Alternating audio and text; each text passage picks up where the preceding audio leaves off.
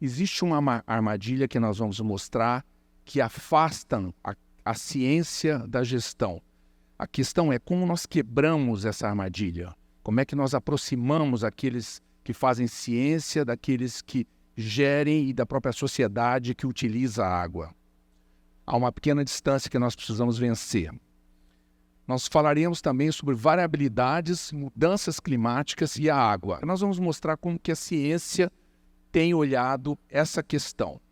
E, finalmente, é o tema desse encontro tão interessante aqui em Rio Quente, o futuro. Como será a questão da água e o futuro? A redução na precipitação no Cerrado nesses últimos 40 anos. Veja que o estado de Goiás está praticamente todo inserido nessa zona laranja ou salmão, ou seja, com entre 8% e 12% de redução de chuva nos últimos 40 anos. Isso não é variabilidade decadal ou ciclos como El Niño ou Laninha. Isso são persistências já importantes de comportamentos, de já uma tendência que chega, se continuar, a mudanças climáticas, mas ainda é uma variabilidade climática. A questão é, como é que isso vai afetar o dia a dia, né, dos setores usuários de água, do meio ambiente e das pessoas? Então, a gente primeiro temos que estudar o que é a variabilidade climática de precipitação para ver depois as consequências. Muito bem, a precipitação é uma coisa elusiva, né? Como diz lá o texto bíblico e como diz um filósofo também que gosta muito disso, a chuva cai sobre todos, bons e maus. E a crise hídrica claramente aconteceu, onde está aquele círculo vermelho, com 6 anos de vazões abaixo da média de maneira sistemática, né? Algo inédito na série histórica anterior, como vocês estão vendo, nos últimos 30 anos. Então, o que causou isso? Isso é normal? Isso não é? Então, alguns testes estatísticos aqui do lado direito, a autocorrelação e o coeficiente de Hertz, deram que há persistência nas diminuições de vazão, ou seja, é algo assim, existe um certo vírus na serra histórica que fez com que caíssem essas vazões de 6 anos persistentemente e sequencialmente abaixo da média, ressecando o reservatório e gerando essa crise hídrica. A questão é, o que a gente faz para prever isso no futuro?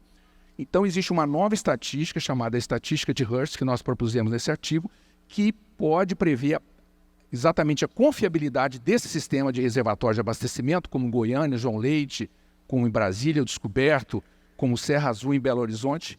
Aqui está toda a parte econômica nesse artigo, mostrando que R$1 investido em programas, inclusive como os Juntos pelo Araguaia, realizados aqui no estado de Goiás, gerariam 2 ou mais reais para cada real investido em termos de benefícios para a sociedade consumidora de água. E isso é muito importante para quem está investindo no setor público, setor privado e assim por diante.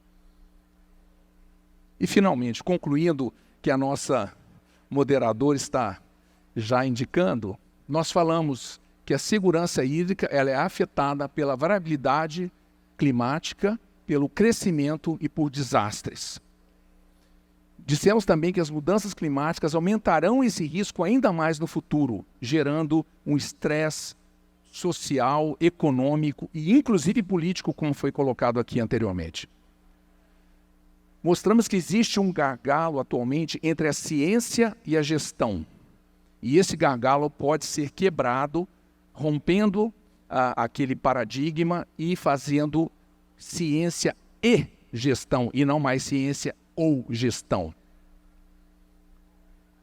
Devemos tomar aquele princípio da precaução na presença de incertezas que temos, e essas incertezas estão aí. E o planejamento de longo prazo e a gestão adaptativa devem fazer parte dessa integração e dessa, digamos assim, perspectiva e desse enfoque. E, finalmente, alguém pode dizer, mas será que isso é possível? Será que nós conseguimos mudar essa realidade? E a resposta é a seguinte, como disse um filósofo, o possível é superior ao real. Muito obrigado.